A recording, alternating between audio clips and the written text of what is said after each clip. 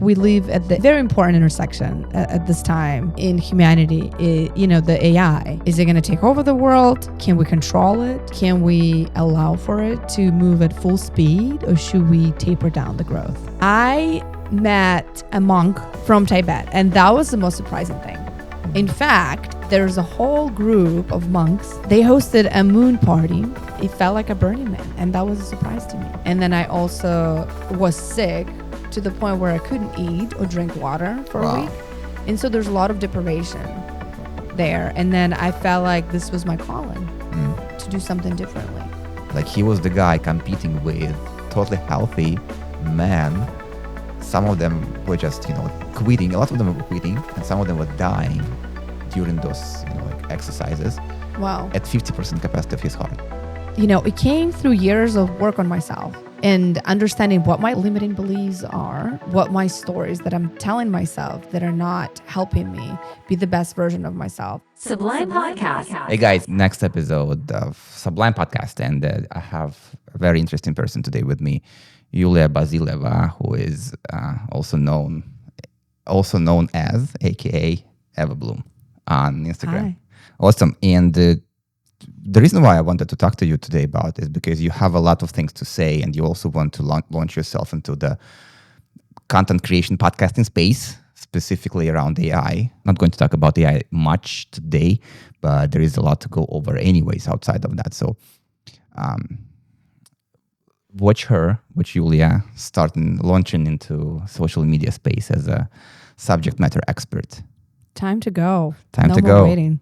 Let's go. Before we go into topics of career advancement, coaching, and so on, like my mom was saying that stepsister that I was supposed to meet in my life, but I never met, before she let me go and change countries, she said, hey, look for a blonde girl in San Francisco. She's probably one of your stepsisters. So that happened. I'm still wondering if you are one.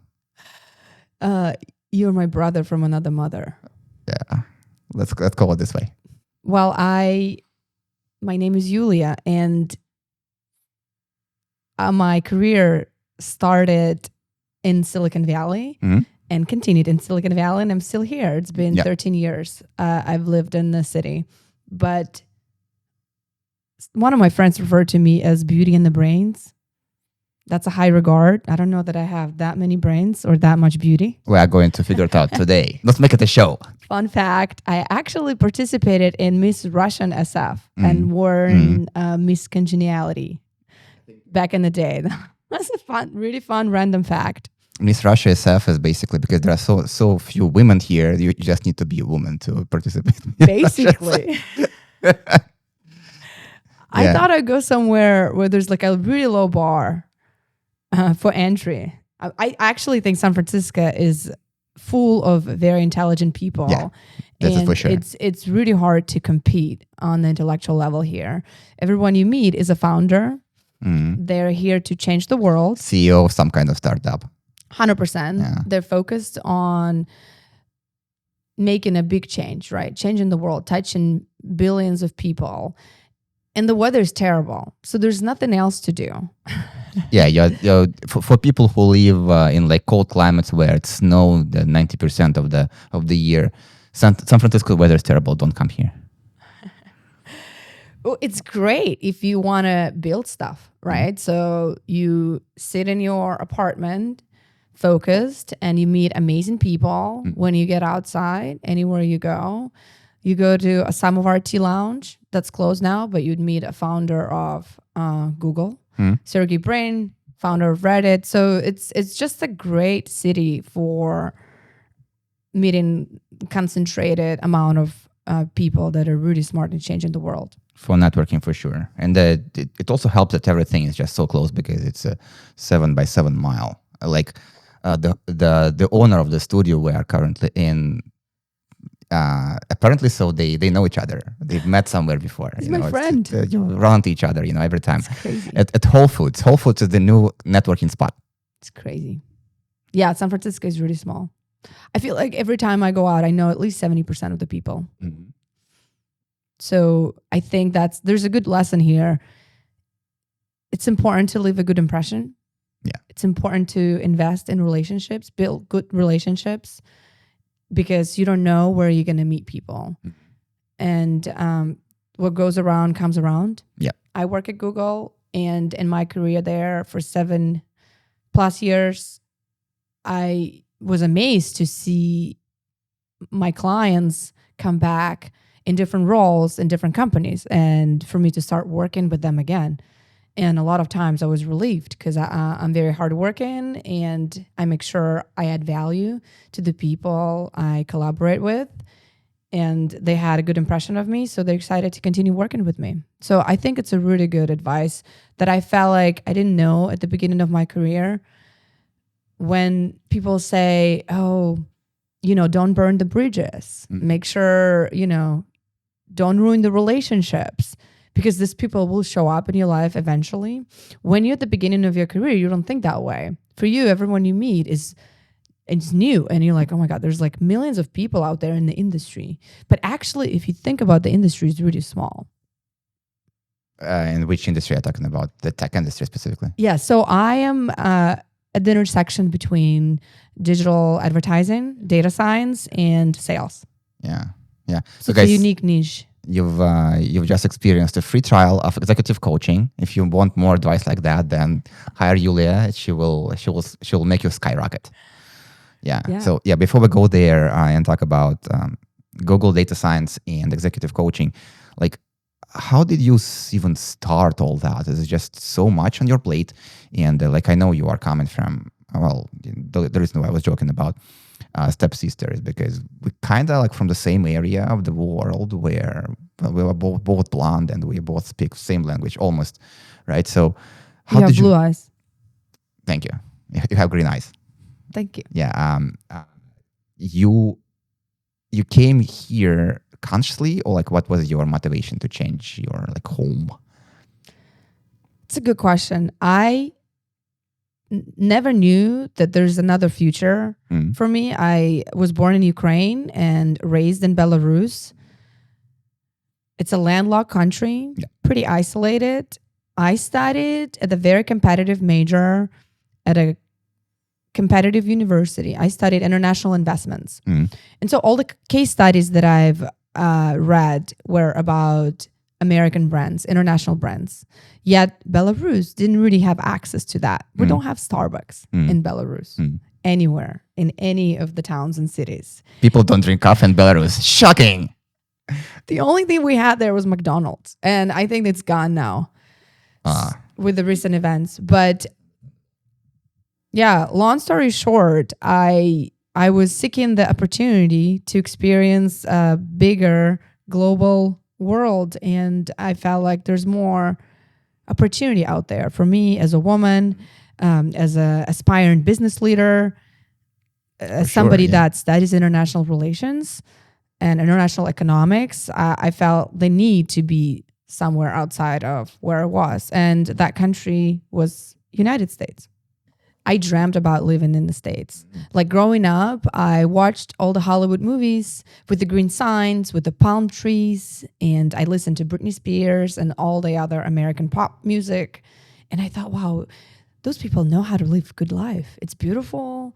It's magical. California is a dreamland. And so I think I had that seed in my head from early childhood. And when you came over, it was this...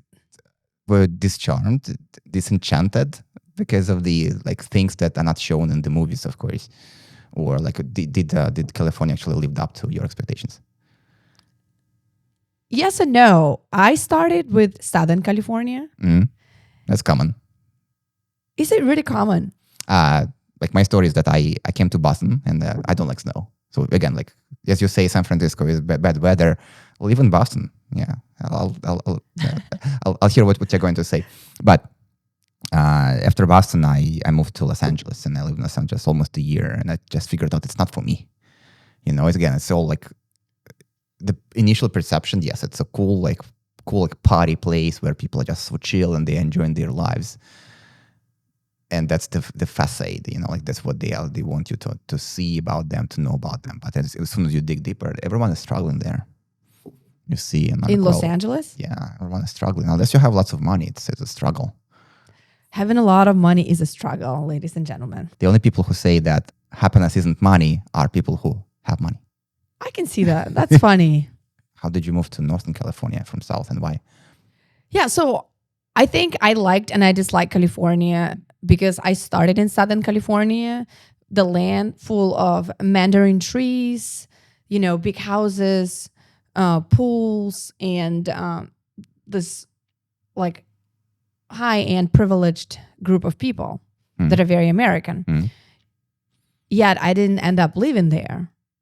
I ended up living in San Francisco because it was much more liberal and lenient for the immigrants. It was easier for me to immigrate here than it was in Southern California, Orange County. Oh, Orange County is known, I would say, a red spot in the blue California, for sure. And it's probably a different kind of vibe. I haven't spent much time in Orange County, like Anaheim and Santa Ana. Yeah, that's one of the airports there. Yeah. So what was your experience? Like, how did you feel that it doesn't have enough liberalism for you? I loved it. I just didn't see a way for me to do my immigration paperwork there, right? And go to school and start a career there. So I just didn't see the path there. I was missing my safety network, which San Francisco has a lot of people like-minded at the beginning of their path, trying to build their lives, put them together. And so I had a really good group of friends that really helped me set myself up for success. This reminds me, I went to Texas back in 2016, and some people were making fun of my accent there.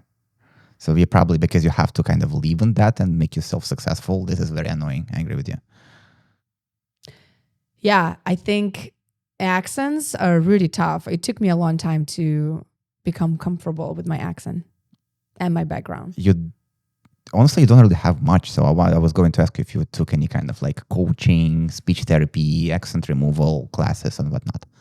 I have a good advice here. All right, go on. You want to learn perfect English, date native speakers. Oh yeah, that helps. That helps because but this comes with the trade-off, right? So you're kind of forgetting your own, your first language, I guess. 100%. I feel like I'm not good in English or Russian right now. So your trade-offs. Life is full of trade-offs, guys. Cool. Awesome. I love it. So yeah, let's move on. You went to Berkeley for business major, right? Yes. I studied at Haas. How did you why Berkeley and why business? It was my dream. When I was in Belarus, I studied international economy and I wanted to get an MBA. When I talked about my ambition to get an MBA, all my peers would tell me it's only for men. Like women shouldn't get MBA. That's what they told me. And I felt like that was wrong. And that was one of the other motivating factors that pushed me to come to the States, right? And so I had this idea that I'd get an MBA. Are those same people who are saying that you should learn how to make sandwiches instead of yes. This is horrible. I made a lot of jokes about my blonde hair, all the blonde jokes that you can... Years of therapy, by the way. Well, with time, as you age, the color kind of fades. Even for me, I used to be much blonder than now. So I wonder if you do anything to maintain your color. All natural. Okay, good for you. So it's a topic for a different podcast. At Berkeley, you went for business, despite of all this advice. Did you get this advice here, or did you get this advice somewhere else? When I was in Belarus, right, I studied international economy, and my peers would tell me like, hey, like getting an MBA is maybe better suited for men than women. Women should pursue a different path, right? That's a patriarchal society. There's very few women in the business world there. And I really felt like I have so much potential and I could do something with it. Yeah. And if I was given the tools and the strategies to unlock my potential, like I could be better in business than a lot of my peers, male peers. And I really wanted to challenge myself. That was the reason why I left Belarus. One of the reasons. And so it wasn't an easy path because I didn't know much about the processes here in the States, but having a good safety network, a good group of friends that were like-minded, that were better than me, that already have started on this process really helped me.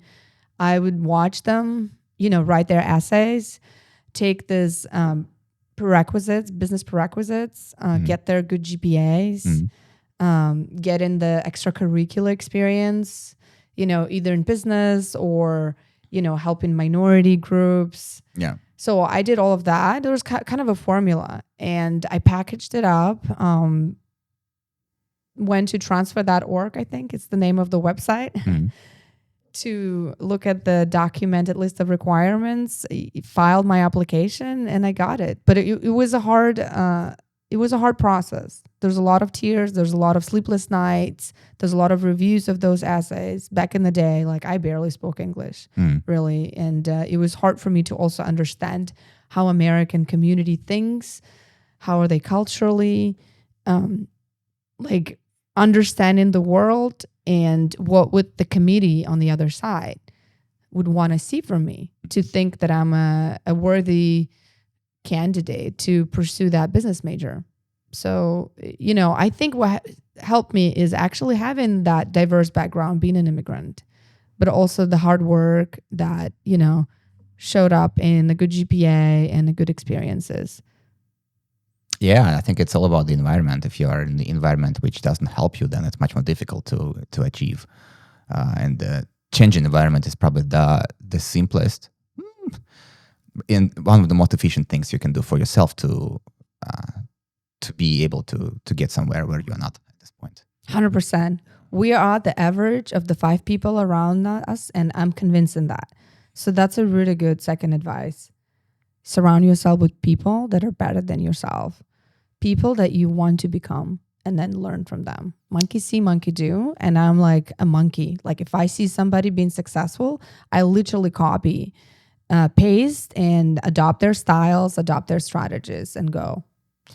Honestly, I haven't seen too many blonde monkeys, but I guess if you say so, I wouldn't argue. So you got your major in business, and is it really helping you with your career now? Like I know you have a lot going on your plate, and you are a marketing scientist. I was going to ask you what it is, and really, does it have much to do with business? Does the academia and business actually helps with like application of the very same knowledge in the corporate world and the modern world, which is driven primarily by money and business requirements and customer demand? Having a good brand behind your belt is really going to set you apart. Yeah. UC Berkeley is a really good brand. My whole identity is tied around that. Every time people ask me where I went to school, I can probably say I went to UC Berkeley. I studied business at Haas.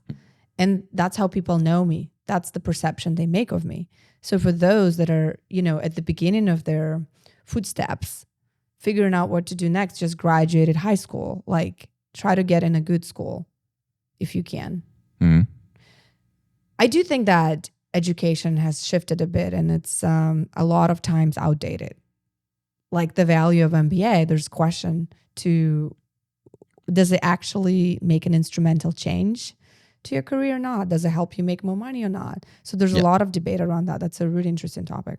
Yeah, and like not necessarily money, but what the school gives you, which is very difficult to get outside of it, is you are put together with folks who probably have some propensity towards success. And if you stay in touch with them over years, you are going to gain from being connected with them, right? So it's the networking component of that. Is it worth, I don't know, like $80,000, $100,000, $120,000 for the whole tuition? I don't know. It's the call for you to make. At the same time, I don't think education is primarily to make money. There are so many other ways to make money, but education gives you something that you can't get anywhere outside of it.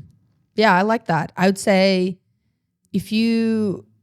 I think, again, you are the average of 5 people around you, right? If you surround yourself with people that are ambitious and selected with the committee, admissions committee, so you can become a better one as well.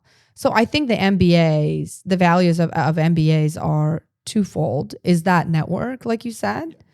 So even decades from after you graduated, those people become CEOs of Yes. known companies. Yes. They take leadership positions, they grow and expand. And because you have that affiliation with a good university, you can just tap on their shoulder and they'll be open to talk to you and open you doors and give you opportunities. And I think number two is the value of that brand, right? So every time you introduce yourself, people associate you with Stanford, Berkeley, Harvard, like the best schools. And those names hold very big value, and it's really important. Yeah, and you still have phone numbers, I guess, of people who you're studying with. And like now, because of all this advancement and all this layering of access to decision makers, like if you're an outsider, you have to go through maybe like executive assistant, right? So like schedule a meeting with the person and so on. And you can just, text them or call them, right? And they still remember you. So my dream, and this is like I think it's like a God mode of being successful, is I want my phone number to be saved in the phones of maybe top 20 most influential people in the world. So I don't really need their I love that. Don't really need their number, because like if I have their number, then they don't have mine. They still won't pick up, right? But if they have my number, like, well, I saved this guy's number phone, so he should be somebody. Let me respond. See, so this is what I want. I love that. Yeah. That's such a good ambition. Yeah. I actually have a manifestation board with a screenshot of my phone, and it's photoshopped, but it has the top names of people I want to be friends with, connected to, but like at the social level, at the casual level, where the threads with them, the text exchanges with them are top of my iMessage inbox. That's on my bucket list, and it's on my manifestation board. Amazing. Yeah, it's crazy. Yeah, I think we have something in common. Very inspirational. No, we are related through other mother, as you say. What was your brother from another mother. Yeah. Talk about your path in tech, and specifically about your maybe limiting beliefs of like having an accent, as you mentioned, being an immigrant, thinking that this can block you from achieving some things. And actually, when you went to tech, you were able to kind of rediscover and reinvent yourself and make it your strength. Yes. So many limiting beliefs. We are the worst enemy of ourselves, really. So working through those limiting beliefs is really important. For me, the big one was the imposter syndrome. Imposter syndrome is when you think you're fake. Like Google hired me, and for the longest time, for the first 2 years, I was like, they made a mistake. They mixed up the interview notes. They picked the wrong person. Like, I don't know anything about technology or advertising. Who am I to tell these leaders at top Fortune 500 companies on how to do their marketing? It was really hard, and it took a long time. You know what the best solution to help me address that? I printed out all of my achievements, milestones, diplomas, and markers of success, and I put them on the wall where you enter my house and you see that front and center.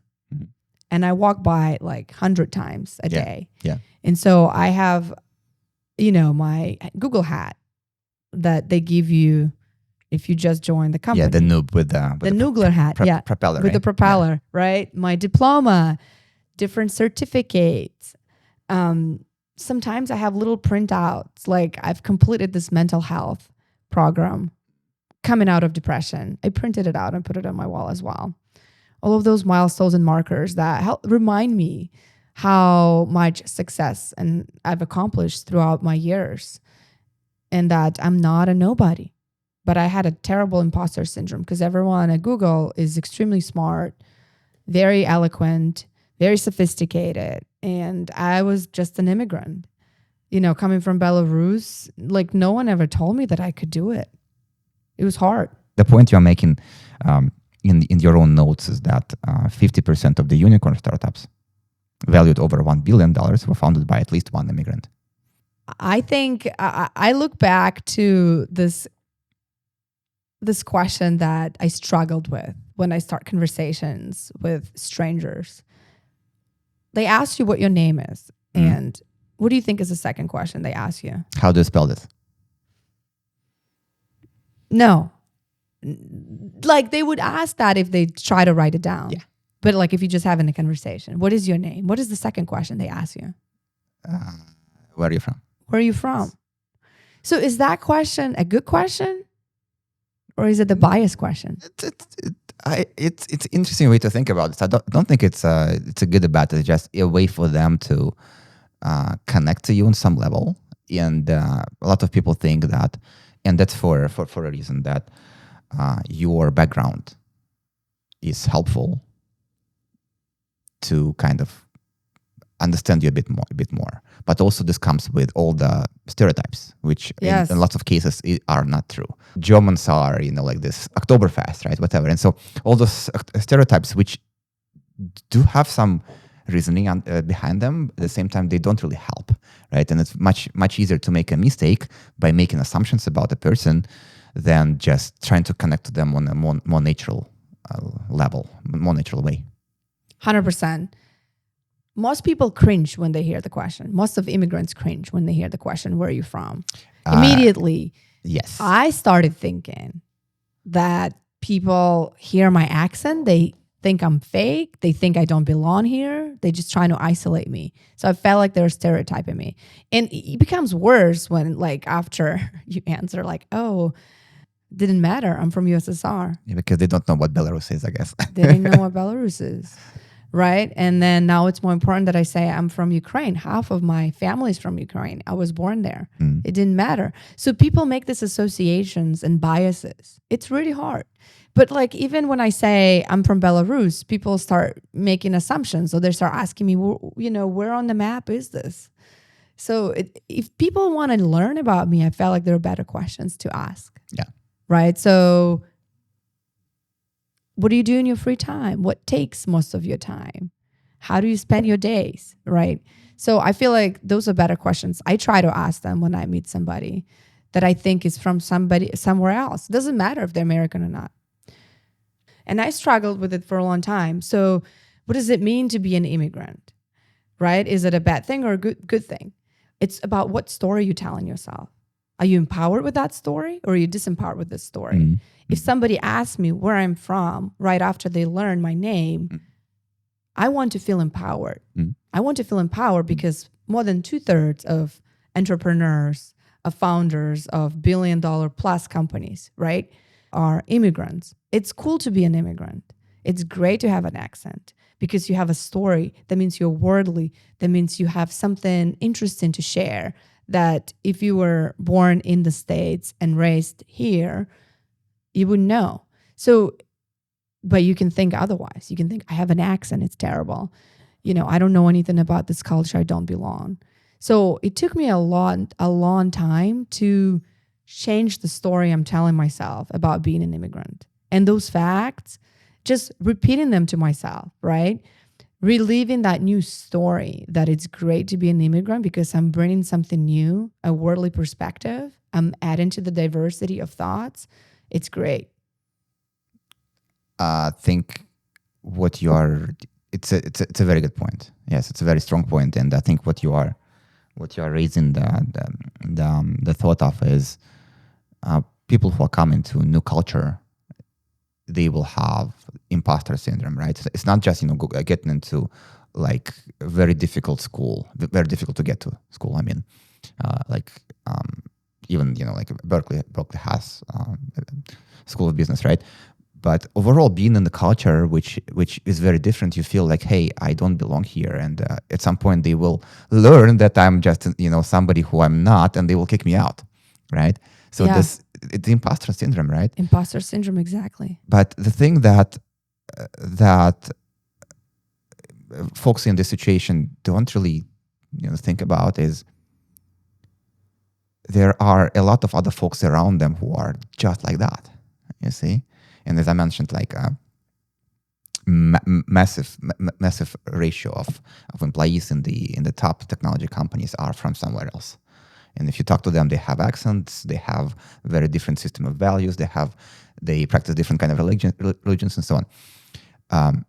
But in addition to what you're saying is it can also be your strength, because if you are becoming successful in this new environment compared to somebody who was born here and you're an immigrant, like how good it is, right? How good you should be. I want to applause to this. This is great. 100%. So I think we've like developing this new framework on how to beat your imposter syndrome for an immigrant, right? And I think number one is rewrite your story. Write a story about how much value you add. 2, remember that you're not alone. There's so many people just like you, immigrants. And so that's the baseline. And we all operate from the same understanding. Yeah. What do you think is number 3? What I think is number 3 is giving yourself permission. Give yourself the permission. Yeah. Just accept who you are and focus on becoming awesome.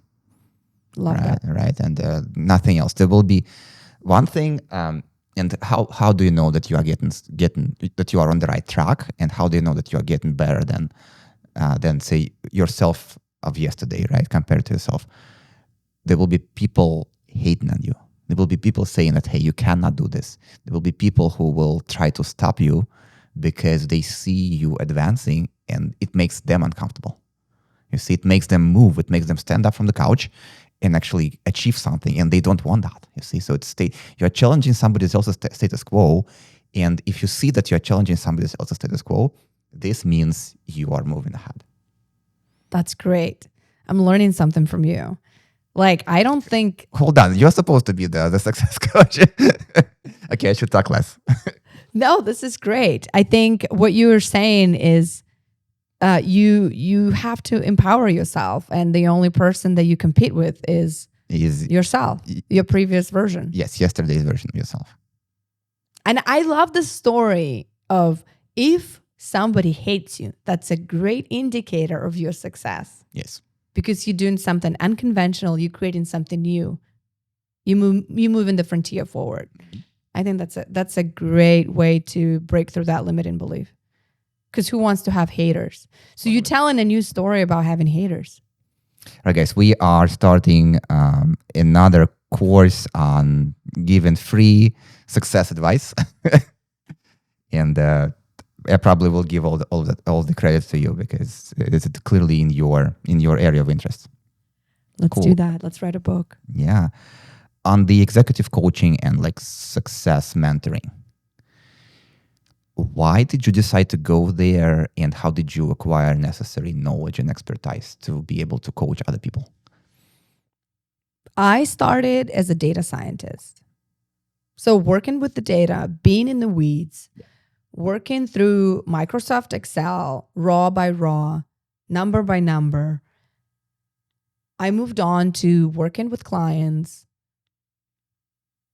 explaining to them what the insights are and how to make good decisions from those insights, to then having to manage people. And I felt like I was lacking the skills, and I thought that I would be more successful if I became a coach to those people that I managed. So to be a manager at Google is not easy because you have to manage people that are really smart. They're probably smarter than you. They know more than yourself. And so how do you manage an independent thinker? Yeah. The only way to do so is through coaching. And so there's a difference between coaching and mentorship or therapy. So it's focused on unlocking the other person's potential by helping him figure out what their limiting beliefs are, right? Is what we've discussed a lot. Yeah. How to unlock those limiting beliefs, rewrite those stories, how to uncover your blind spots. Mentorship, on the other side, is about giving them the footprint of step by step. This is what I've done to become successful. You can copy it. So that doesn't really work because the people that you manage have different path and they have billions of signals and there's years of historical context that you don't have. They have different knowledge. So you telling them how you would approach your success, it's not going to work.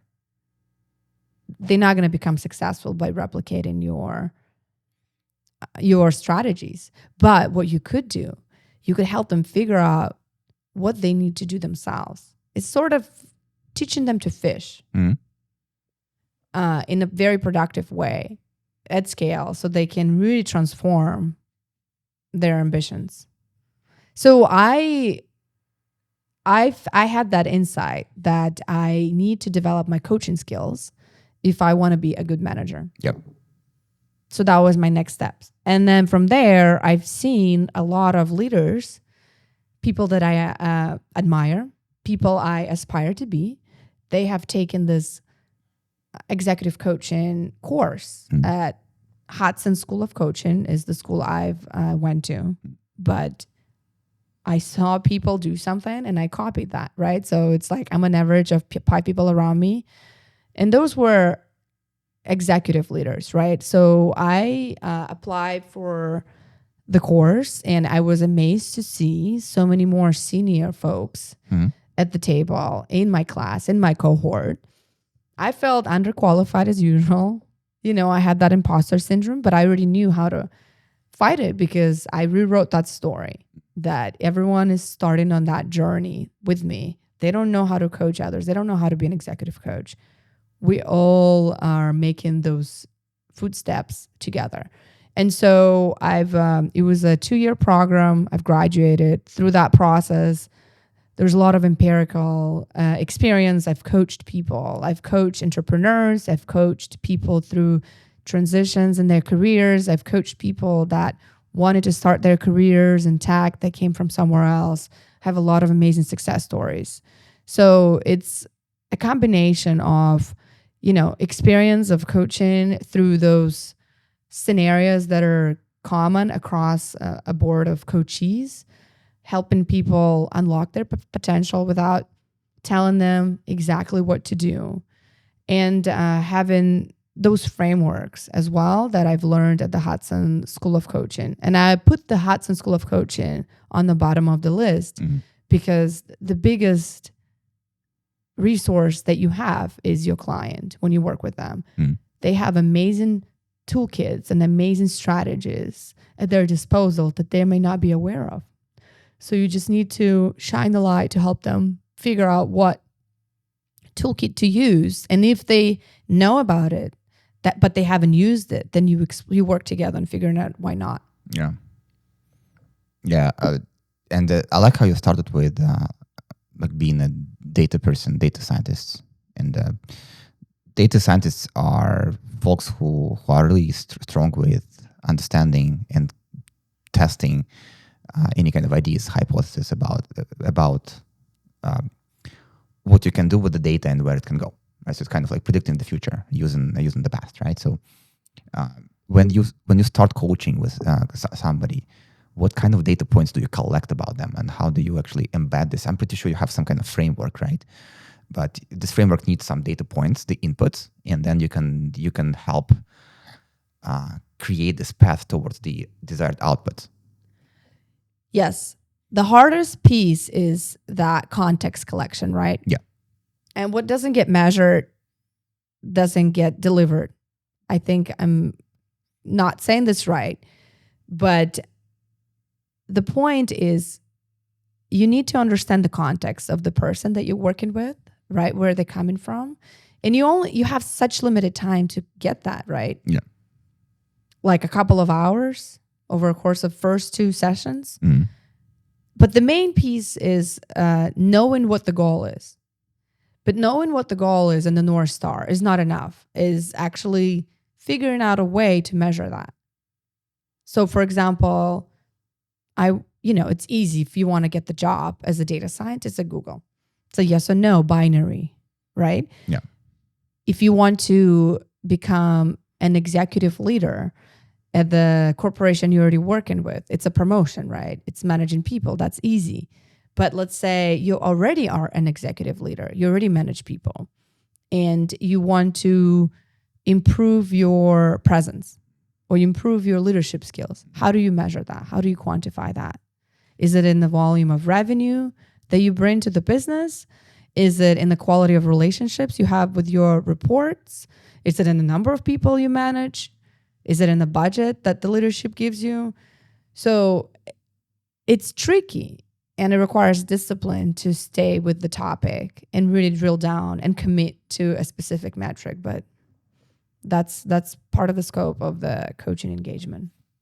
Yeah, that makes sense. And the few more things I wanted to understand a bit better is your coaching is primarily around corporate growth, about like say getting into like FANG companies, getting a job at Google or whatever, right? Or progressing within levels, or like do you help people to say with, well, I have limiting beliefs, you have limiting beliefs, everybody has limiting beliefs, right?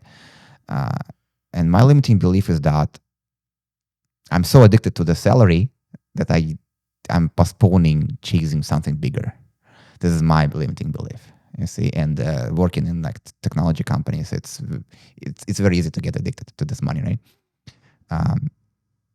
And I fully understand that if I want to change something and I want to get somewhere where I haven't been before, I will need to do things that I have never done before, which probably means I will need to like 100% dedicate my time towards building my thing. And for a few years, I probably will be maybe struggling financially. Well, maybe not, but it's just very different feeling when you don't have money flowing into your bank account, right? Every 2 weeks or so, right? So that's my limiting belief.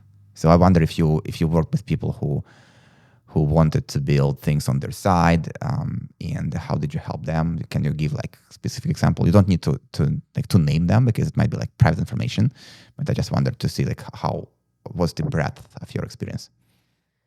It's a really common challenge. Yeah. And the way I would label it is, do you really know what your why is? What your motivation is for achieving that success? Mm. And so being crystal clear on that will really help you stay consistent and disciplined towards your mission and purpose and your goal, right? So it's true for any goal. The reason people hire coaches is because they know exactly how to get there. They know what steps to take. They know what the goal is most of the time. Yeah. But they wouldn't find a way to bridge that gap of actually executing on that plan. Yeah. So it's not about the plan. So I'm a big fan of Tony Robbins. And he says, know your what, but more importantly, know your why. And only then you start talking about how and the strategies, how to find time. Is it 10% of my time, 20%, 3 days? So just really being crystal clear on your motivations. Why do you want to do the big thing? Why do you want to be an entrepreneur? Is it about the legacy? Do you want to change life of generations ahead for your family? Is it because you want to feel the significance in the recognition on how the world sees you? Is it because you want to help others? So usually the why sits within your values. So if you do the exercise, like, these are my values, this is what I care about. And significance or exploration are the two that are opposing to one another. But being very crystal clear about what those are will help you find those motivational factors, your reasons why you want to achieve your goal. And then from there, because you're aligned to your North Star, it'll help you move there faster. I love it. Basically, marketing science is a data scientist who focuses on building brands. That's my takeaway. That's perfect. Yeah. Marketing scientist is a data scientist focused on building brands. Yes. Perfect summary. Okay. Maybe one thing that's interesting in that career progression is that I studied as a business major graduate to then becoming a data scientist, to then becoming a data leader, right? And so I am not a trained data scientist.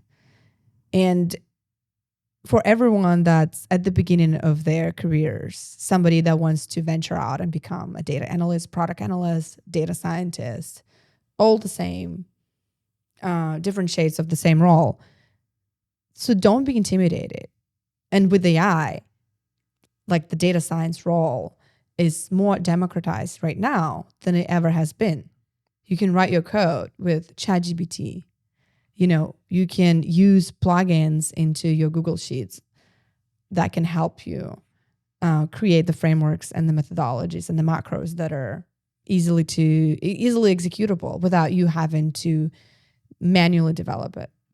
So I think the core of the good data scientist is actually knowing what decisions need to be made from the data that you have, the models that you've built, the experiments that you've run, and knowing how to convey that information, those insights, those actionable insights to your stakeholders.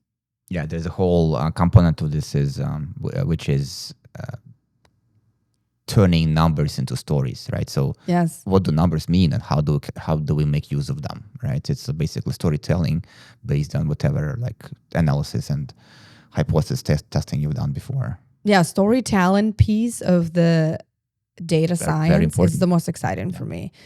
And even more exciting is how do you influence the person to make a decision from the data point that you've shared with them? Mm-hmm. It comes through data visualization. It comes through storytelling, right? It comes through relating to the people in a different way. So there's so many ways to convince them to make a decision with the data. It's part of the data science as well. It's not only knowing how to code in Python. That's a big aspect of it. And I feel like I really leaned into that and then developed my technical skills to support my abilities to build those models and frameworks to deliver on that bigger purpose, which is making data-driven decisions as a result of those insights. Yeah, and I think there is one more component to this, which comes after storytelling, which is not very visible, but the fact that you are doing this for how many years? Maybe 4 or 5 now? 8. 8 years. Actually, 8 years at Google, but I have over a decade of experience. Yeah, 8 years at Google is the data point that tells you that this part of the storytelling actually is working really well for you. So the stories also need to lead to the outcomes, to the results. 100%. Yeah, because if you tell a story that doesn't make any sense, I mean, you probably will not be at Google for 8 years, right? 100%. And you see the connection here between coaching and data science. So the connection there is, do you have your North Star? Do you have your goal in mind on where you need to go? Yeah. What decision do you need to make?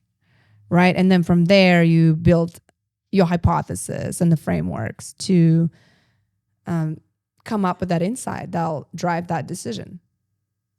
That's a big aspect of it. And I think there's like parallel to coaching, right? To have a good coaching engagement with your client or your coach, you need to be crystal clear on what the goal and outcome you're trying to achieve. And then everything else follows.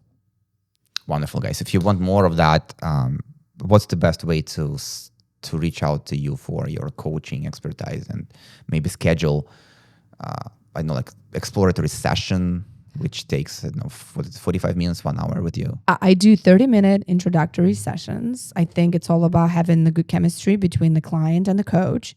So you can reach me at Eva Bloum, Bloum, on Instagram for a more personal connection, and on LinkedIn, Yuliya Bazyleva.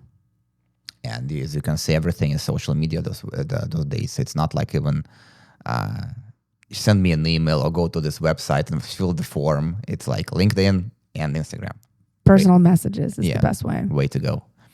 Just make sure you check your requests, because among all the inappropriate pictures, there might be somebody who is actually willing to get help. Yeah. If you start with coaching engagement, coaching intro, that would be a good sign for me to look at. Yeah, just put this in the very top. So whenever this message shows up in the list of other messages, then it becomes a bit more clear what it is about. Cool. Love it. Okay, let's talk about your point of excitement, which is the Davos Economic Conference. So Davos is basically it's not just the ski resort in Switzerland, right? I guess. Yeah, Davos is an amazing ski resort in Switzerland that turns into the most important place in the world for 1 week a year in January, where they host World Economic Forum at the Congress Center. And the presidents from all over the world, the CEOs of 800 plus like top companies come together and talk about the future of humanity and the implications of technology and, policy and, climate decisions that we make on the future of the humanity. And you look like a person who would go to this, and probably who went there, and that's why you're so happy and you want to talk about this. I'm thrilled about this. It was my first year. Amazing. And I felt like it was way above my pay grade. Everyone is extremely smart and experienced there with a much larger scope. But I feel like we live at the intersection of a very important intersection at this time in humanity. The AI. Is it going to take over the world? Can we control it? Can we allow for it to move at full speed, or should we taper down the growth? And there are a lot of implications on what the future of our planet unfolds, depending on how we approach it. So that was my curiosity and the reason behind going to Davos. So, yeah, and again, I'm going through the notes you gave me. So do you think that Davos is actually a place to make decisions, or is it more like, hey, here's what we want to talk about, and it's up to the audience to either connect to this and decide and change their lives, or they can just ignore this? So my experience with conferences is that it gives you a lot of information to the point of just overloading you, right?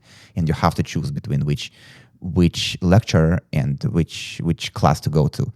Who the speaker. So you want to go to listen to a bunch of speakers, and they are scheduled in such a way that you have to choose.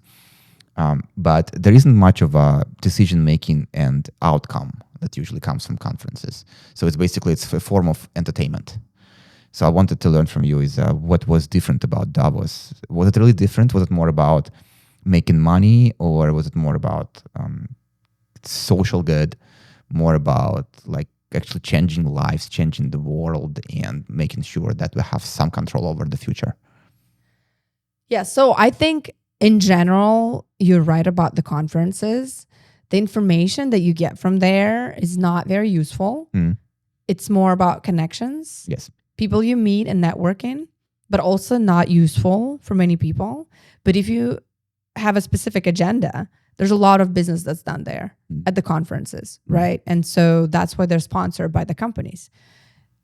You have your lead list of top executives that you want to talk with and close business with. So you go and pitch your idea. You don't pitch it in the conference. You just make a relationship. And because it's more personal, you have the depth and more context around knowing each other. You have a follow-up call with them where you pitch that idea, and they're more inclined to listen to you. Nice. So that's true for most of the conferences, right? And Davos, though, is different. The World Economic Forum is different. It's the unique conference where the world leaders come together to think about the macro impact of any business decisions we have. The question that's more interesting for World Economic Forum that many people are curious about is it really about the social impact, or is it about driving that corporate interest? Yeah. Is it like any other conference where you come and, deepen the relationship so that you can close on the deal?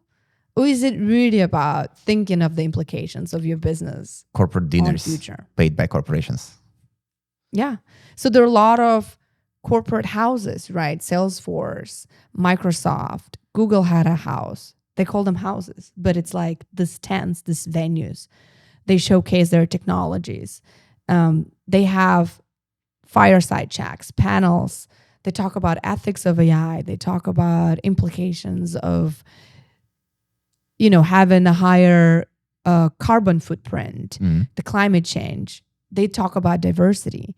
And so then is this the propaganda? It's just like nice to talk about, and it's really the cover of behind the big reason is to close more sales. That's a big question. And I think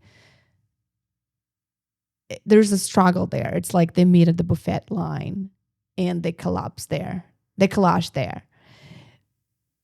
I think there's a desire for making a change, a positive change in the environment, but also there's this corporate interest that the companies have to drive, which is measured in revenue and sales.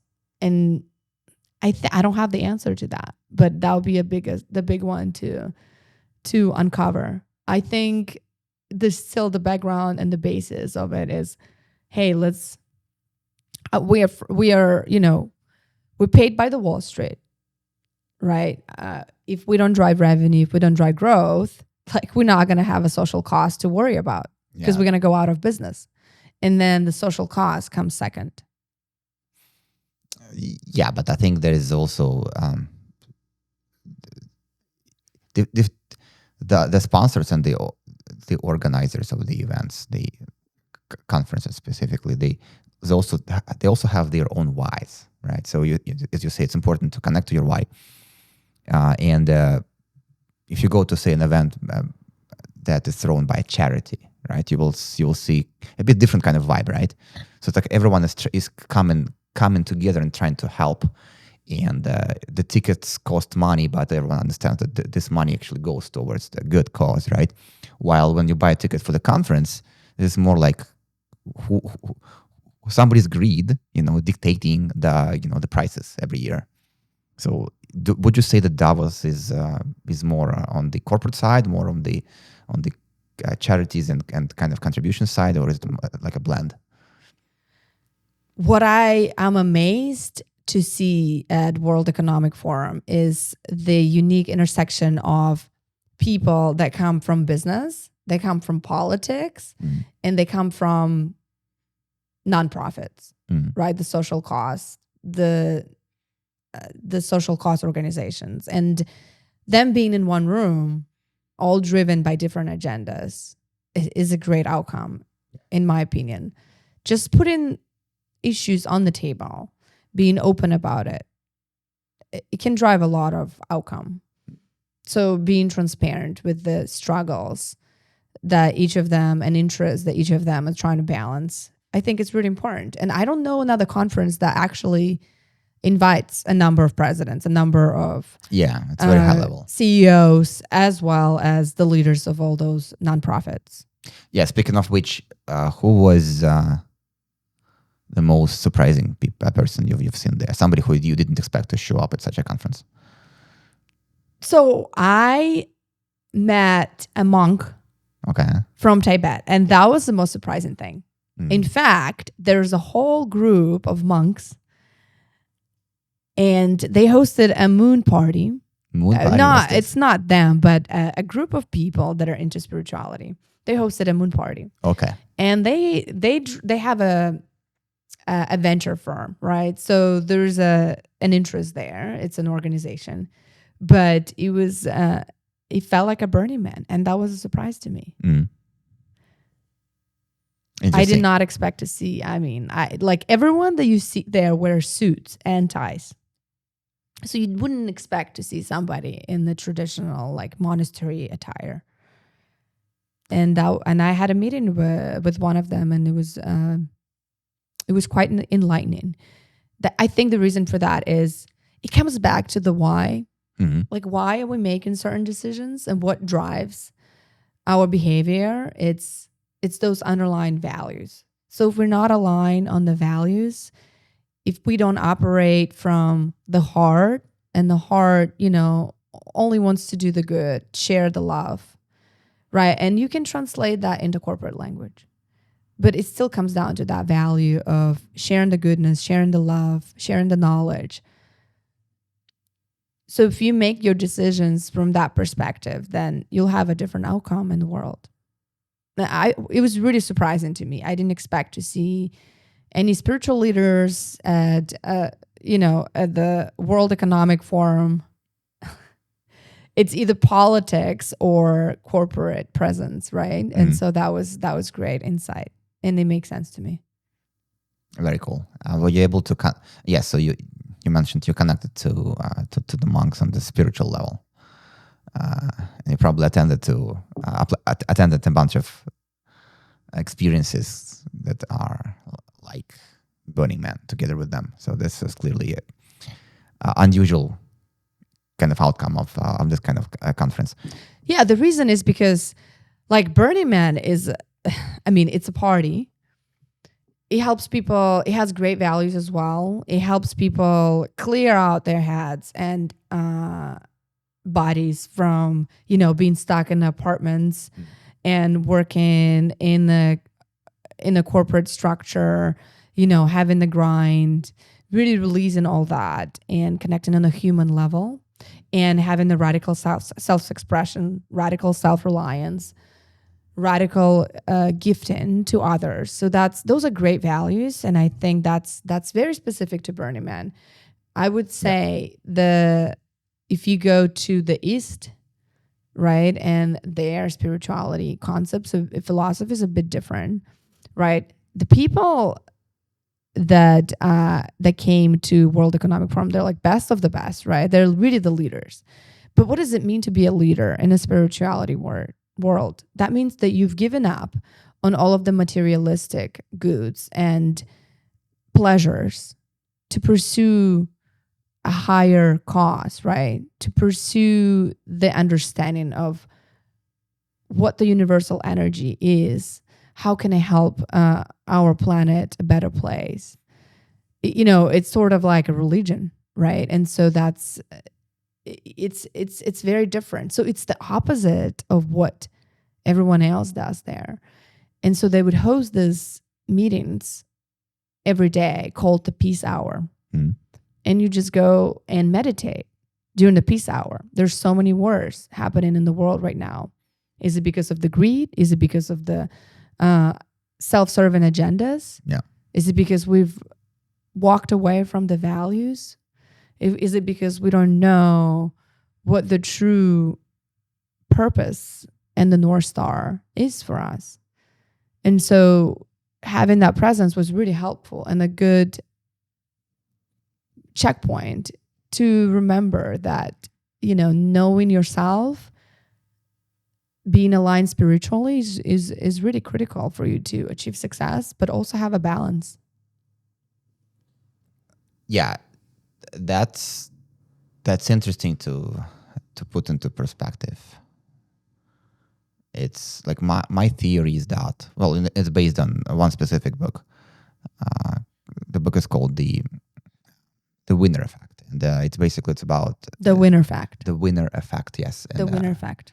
The winner effect, yes, and it's about the neurochemistry of the brain, and the way this neurochemistry changes when you experience wins, no matter how big they are. It can be like small wins every day, like you wake up and you wake up and you go into like exercise, right? So this is a win, right? So when your brain gives you this reward, you get addicted to this reward, and you want to win more and more and more and more. You see, and one dark side of this continuous winning is that whenever you experience power over other people, it amplifies this reward from winning. You see, so some people are addicted to power and they always want more of this power. This is why we see that, say, high-profile CEOs are flying their private jets to like economic forums where they talk about people who are like struggling and like living below a poverty line. You see, because this is the attribute of their power, and they have to show the power. Otherwise, they feel like it's not winning anymore, right? So now when you talk about spirituality,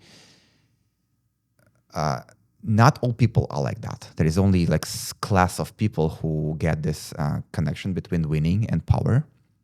There is a large chunk of population that doesn't really have this connection, and primarily it's very expressed in men. That's why you see so many men in politics, right, compared to women.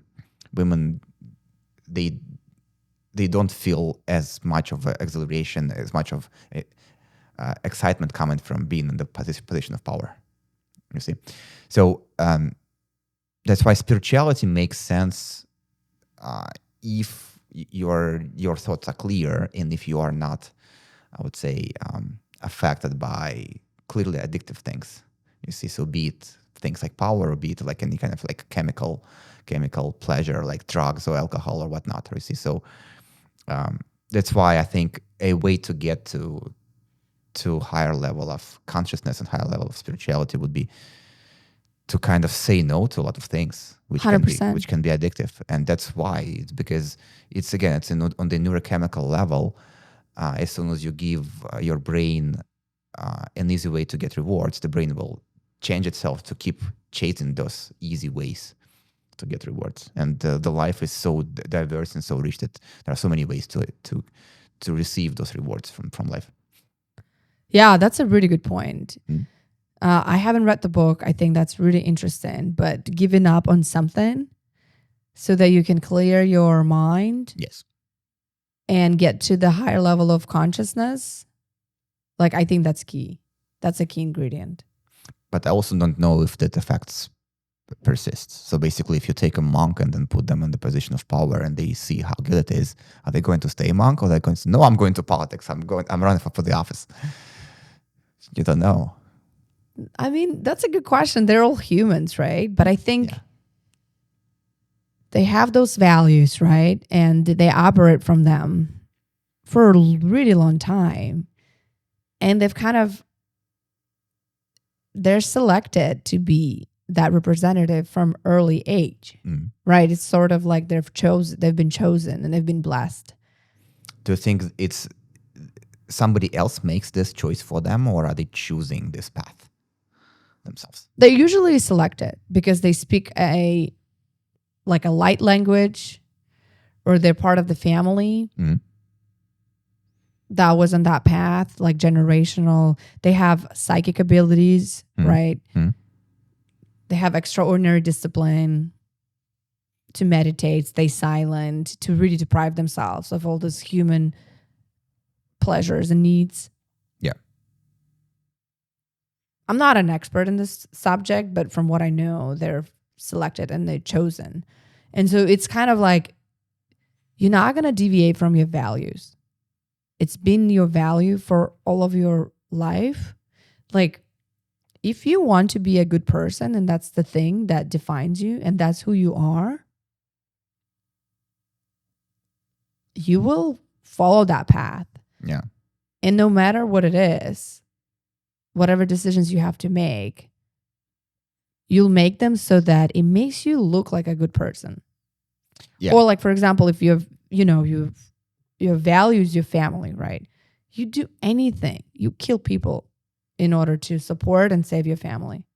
I'm portraying some kind of Italian mafia, operating in this. That's a great example. In this set of values where family means everything to them. But yeah, getting back to what you're saying, it sounds like, yes, there is kind of like your environment and your background where you have a choice to either go into, we take the extreme, monks being an extreme example of spirituality. You can go there, but you still have some inner work to do, some like homework to understand if that's for you, and if you are willing to continue, because it's a pretty much life commitment. Yeah, I think spirituality is a life commitment and a conscious choice. I've started on the path a year ago, and for me, it was quite transformational. Interesting. And what really clicked for me was the connection between, what this high, concepts are that are really hard to understand, to the material benefits of being spiritual. And what I saw was this successful entrepreneurs, distinguished business people, they follow the path of spirituality and it helps them be more successful. There are clear benefits of, having your mind cleared out, right? Which happens during the meditation. it's kind of like reboot of your system, right? It gives you the space for creativity.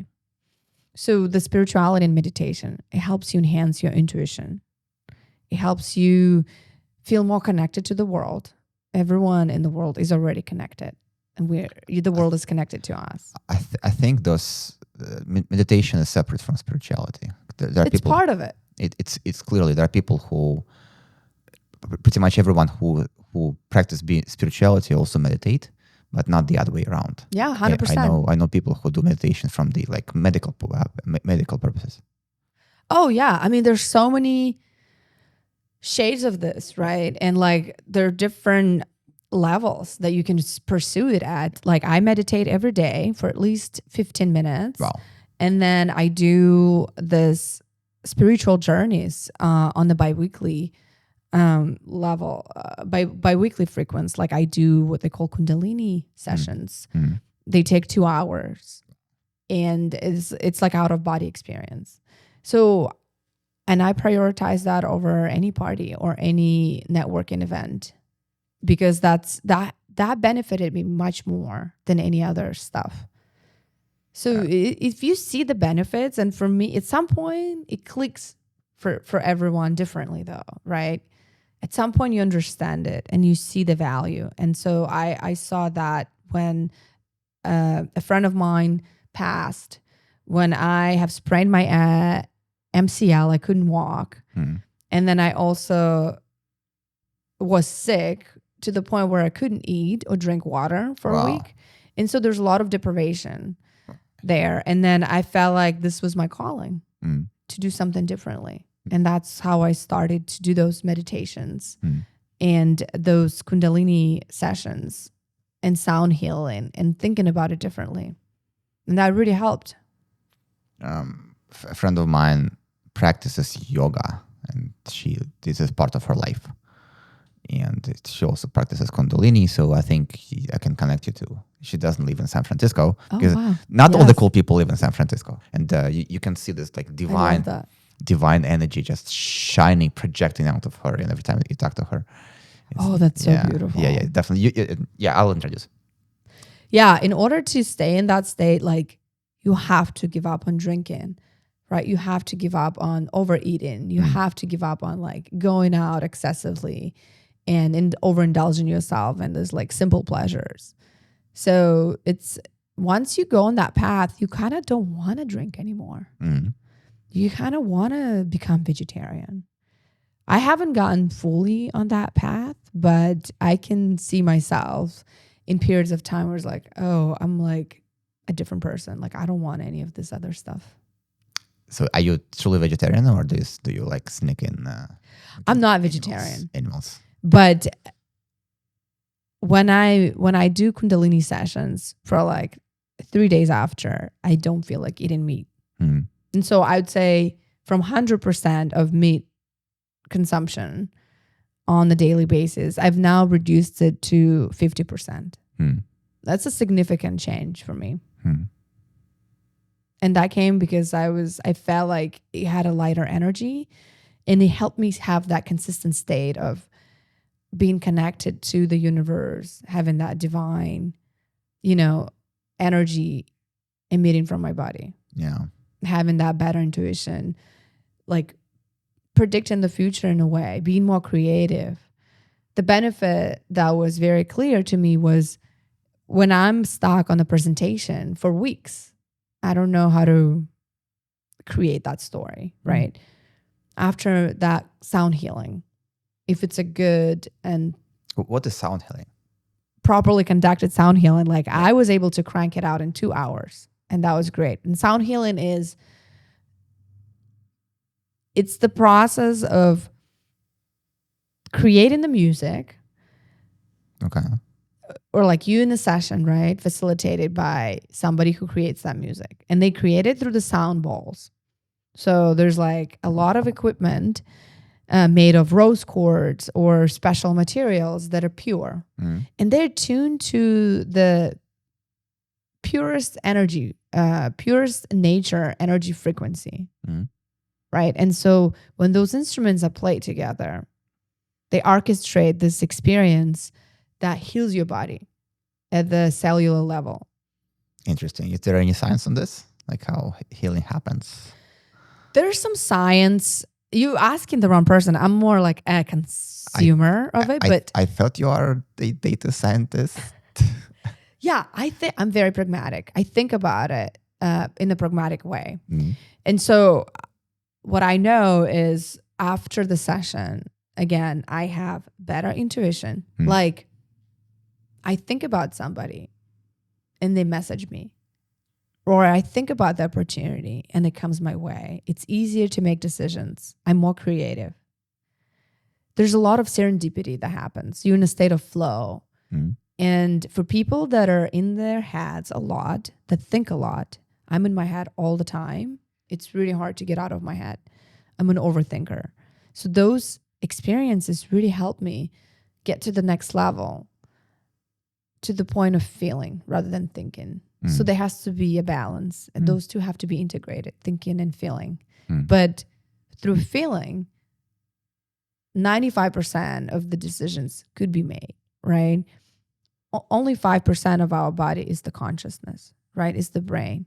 It has limited ability to absorb information through the six senses, right? Like hearing, seeing, smelling, tasting. So it's very limited.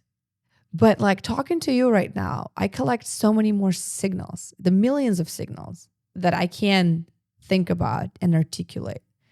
And I think that 95% is the state of feeling, is what meditation or spirituality can help you get to.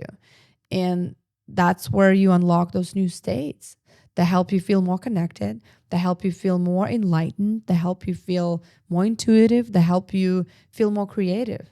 Those are clear benefits to me, right? And so if you ask the question of sound healing, what's the science there? The best I can explain is I've seen videos of plants being exposed to sound healing for like a month, and the plants that didn't, or they were watered with the water that was going through that sound healing experience, and some of them died, and some of them stayed alive. And the ones that they experienced the sound healing stayed alive. I have to look more into that as a true data scientist. Yes. I want to make sure, I'm credible with my comment here.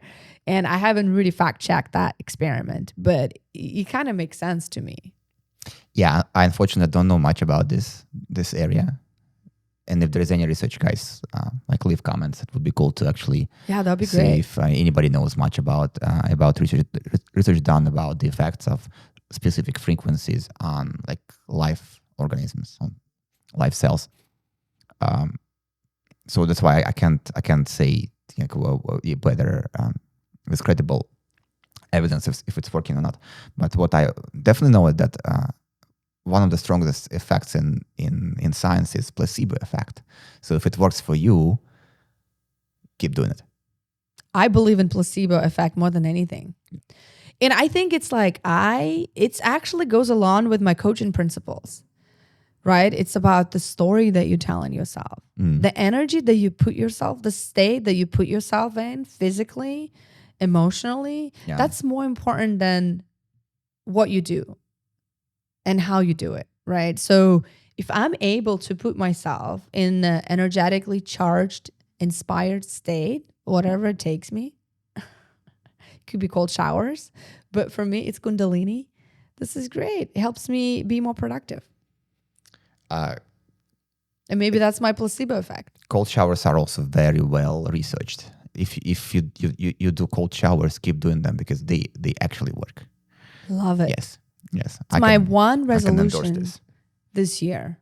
One New Year's resolution was to do cold showers every morning. Yeah. Another one is sauna. So basically immersing yourself into the environment of extreme hot, controlled, of course. You don't want to like dehydrate. But again, like the liver kicks in and produces things that are very valuable. And they are very short-lived, unfortunately, because it's very expensive to produce them. But if you know how to do them, then that's a way for you to affect your biological clock. So cold showers give you enough dopamine to last for 3 hours. Yes, that's true. So the 5 minutes of cold shower gives you enough dopamine to last for 3 hours. You it's incredible. need 11 minutes per week. So it can be 2 minutes per day. That's great. Yeah, you don't need 5. But the longer, the better, for sure. Oh, yeah. 2 minutes multiplied by 5. You can take a weekend off. But by 5, 7. Do you have 5 days in the week? Well, you can take a weekend off. Then still get to your 11 minutes. If you like this kind of experiences, then David Goggins, who is a famous SEAL and overall a person of extreme resilience, he wrote a book and he talks about all the extreme environments and situations. Like he had to run like 100 miles with broken legs, for example, you see, and all the pushing through and over your internal resistance is covered really well in this book. And cold shower is kind of one of those effects when you like initially you get in and it's very cold, you're trying to get out. Staying there for a bit is where your survival mechanisms kick in and the magic happens. What's the name of the book? Can't Hurt Me. Yes, Audible. Audible has this book. Can't Hurt Me, David Goggins. Highly recommend. Can't Hurt Me, Yeah, David Goggins. Can't Hurt Me. Yeah.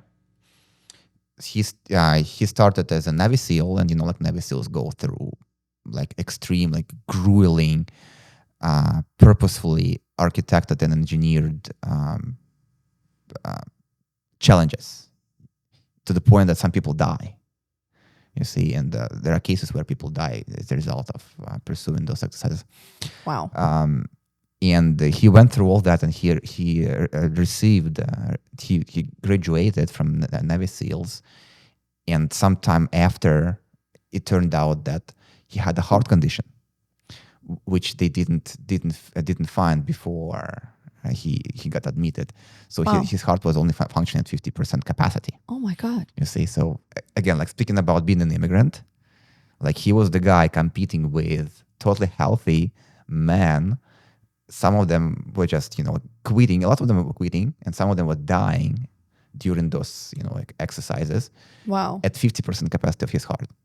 So He did not have that limiting belief he didn't know about that. that he could die or he's not capable. He just knew He just went for it. he knew that he would rather die but quit. You see, so it was purpose of his That's life. great. Yeah, That's a great discipline. a really cool book. One more thing before I forget. So you mentioned it makes sense to connect to your emotions and understand the world a bit better through your emotions. I think the reason why we have something like 60% divorce rate and 30% single moms is because some decisions are made by feelings and not by thinking about whether it's going somewhere. You see, so this is Challenging me on this one. This is kind of what I want to warn you. So not all decisions should be made through emotions and feelings only. Sometimes you have to use 5% of your conscious layer. Wow, that's a big topic. I think For a different podcast, I guess. the reason relationships don't work out is because we are reacting or overreacting to other people's emotions rather than responding. So there's a difference between reacting and responding. You want to not make any decisions in the emotionally charged state, right? If it is an emotionally charged state, it's an inspired and enlightened and grateful and loving state. So those are great emotions to have that are on the top of the pyramid of emotional vibrations, right? So high vibrational energy, that's great.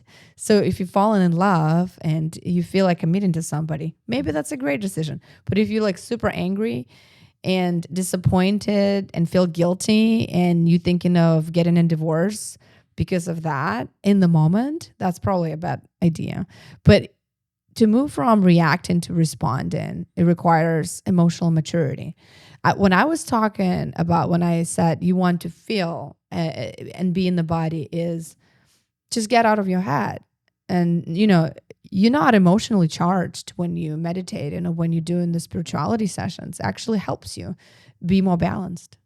Ray Dalio is he runs billions of dollars under management, right?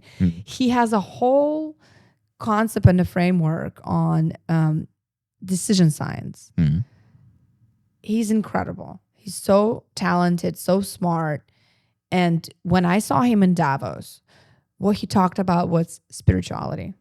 He did not talk about business. He did not talk about investment advice. He was talking about how to make good decisions when you are in the balanced emotional state. And he said to achieve that, you have to meditate and you have to be more focused on your spirituality. Yeah. That was a crazy insight.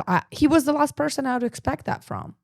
So I think there's a need for the humanity to move up in our consciousness level, like you said, right? And so more of the business leaders are thinking about it, and more of the spirituality leaders, come to the forefront, not being afraid to face and work with those industries to help advance the humanity, help our planet survive what we're going through. Fantastic. Yeah, I think if more people were thinking that way, then we would be so far ahead. 100%. Yeah. And the change starts here. Yeah. We have to be the first one to change if we want to see the change in the world, like Michael Jackson said. Yeah. Yeah, I wish we had also more Michael Jackson. He was great. He was great. Cool. Okay, let's close. But before we go into closing, tell me about why did you're wearing this nice artificially aged, I don't know, is it actual leather or it feels like it's vinyl? This is vegan leather. Yeah, vegan leather. As they say, environmentally friendly.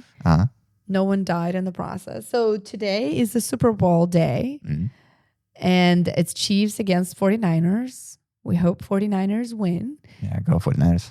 And I love dressing in themes, and this is my Super Bowl theme. And I have very cool. So running shoes that look like that's heels. That's why it's red and black. I guess. Red and white, and a little bit of black. Where's white? Well, you're supposed to have white. That's what 49ers are, but don't tell your anyone. blondness is yellow. It's not white. Yeah. Cool. All right. Do you do more on the fashion stuff? Do you do photo shoots? Do you have any specific styling vision? Do you work with people on the styling side? Do you help them to look better? It's a great question. It was a long journey for me of connecting my business side to my personal side. So if you go to my Instagram, at Bloum, you'll see that most of the shots there are actually fashion shots. I do a lot of photo shoots. I used to be a model. So I do it personally now more than professionally. But it took me a long time to integrate the two sides. Because when I started in the tech career, I was a lot of times the only woman in the room. And it was a man-driven society. Yeah. And in order to be successful in my mind, I needed to look like one and behave like one. So I pretended to be a man. So I wore glasses, my hair up, no makeup, and a suit. Mustache and the beard. And a plaid shirt. Yeah, mustache and the beard. So never shave your legs as well. Well, yeah, you asked me about the fashion. So the fashion was very conservative and very much look-alike from everyone in the corporate world. Yeah. Then when I joined Google, I've experienced a shift. They're more democratic. They're more open to bring in full self to the work and be more personable with your approach. And so I have downgraded my suits to jeans and shirts and Patagonia jackets. So then I became a true Silicon Valley corporate worker. But when I go out, my personal time, I dress up. My mom is a fashion designer. You mean vests or sleeveless or with sleeves? I had I never made it to the sleeveless ones, but I know a lot of. I think the quintessential You gotta wear, image of somebody who works in Silicon Valley is you wear a t-shirt, like, flip-flops or sneakers, right? Oh, yeah. You wear jeans, of course, it has to be jeans. And when it's getting colder, you wear a vest. Yeah. So this change to, from the suits to then, this like plaid shirts and Patagonia vests to then being really open and free with my fashion style, bringing my full self to work. It came through years of work on myself and understanding what my limiting beliefs are, what my stories that I'm telling myself that are not helping me be the best version of myself is helping me integrate all of the dimensions and facets of my personality and bringing them into one. And as a result of that, I feel more empowered than ever to wear bright colors or different styles because it really is part of myself. And I would encourage everyone not to force yourself to wear something that you're not comfortable with, but really see this as an outlet for self-expression and find ways to integrate your understanding of yourself to how you express yourself at work. Versus personal life with your friends. A lot of times there's a really big gap. For me, there was a really big gap. Massive disconnect. Yeah. Yeah, bringing that together really helped me become a better person. There is a really interesting book about Japanese philosophy, and I can't tell you the name, but I'll tell you the takeaway is our one job in life is to fully understand ourselves and be genuinely selves. And through that process, we will lose a lot of people that we have been trying to please, that we're trying to impress, we're trying to become. But through that process, we will also gain a different kind of community, people like us that support us and appreciate us for who we are, truly ourselves, genuinely, authentically ourselves, and they'll lift us up. And because there'll be so much synchrony and harmony to being truly yourself, they'll be easier for you to advance yourself and move forward and pursue your passions and dreams faster. So that was a great book, great takeaway. I'm living it. And I hope everyone, embodies that as well. I love it. Yeah. And I think in modern world, it's getting better where you can express yourself, but just make sure it stays within what's reasonable and doesn't break any law. Yeah. I see with your expression. I mean, San Francisco loves breaking laws in fashion. And what's acceptable is it true? in the wardrobe. Is it true that in San Francisco you are allowed to be naked in the street on Sundays? Oh, well. You see, someone told me, I don't know, but I do see lots of naked people, in San Francisco. And they not necessarily are homeless. Some of them actually do have homes. They just like to be naked in the street. Hey, what I like about San Francisco, it's really at the frontier of the world. Like either it's a technological frontier, a fashion frontier, socioeconomic, political frontier, like very, very liberal, very advanced. Yeah, definitely. San Francisco is a place to be. I don't know. I know lots of people are saying that it's getting out of control in terms of like homelessness, and again like policies and all the decision making happening here. I don't live in San Francisco at this point, so I don't really know if that's true or not. I do think it's a very fun place to be. You see, and we have 8 million people in the Bay Area, and San Francisco still has maybe the most amount of things happening here. So, I mean, you kind of have to make it work for you. So, I mean, yes, you can complain, or you can just join the club of people who know that there are no ideal places on Earth, right? So, I'm pretty sure every town, every major city has its own areas of improvement, right? And just make it work for you, right? So, it's like it's your responsibility to make your life enjoyable and to make the most out of this life, because you only have one, right? And I think homelessness in San Francisco shouldn't be the reason for you to to not make most of this life. Love it. Yeah, So cool. much wisdom. Yeah, no, it's your wisdom. Okay, so guys, if you need more wisdom, if you need more advice on how to achieve your goals, how to change your life, how to get somewhere, how to finally get this thing, how to build your relationship, how to advance in your career, how to make all this money, how to join all the companies you want to work with, how to start your startup, how to build entrepreneur, and how to connect to your spirituality, how to understand your why, then reach out to Yuliya. She'll help you. Find me on Instagram at Instagram and Bloum, LinkedIn. Bloum, or LinkedIn, Yuliya Bazyleva. And LinkedIn. Awesome. Cool. Love it. Okay, this was Sublime Podcast, and stay tuned for more cool guests coming soon. Thank you for having me. Of course. Always. Yeah. All right.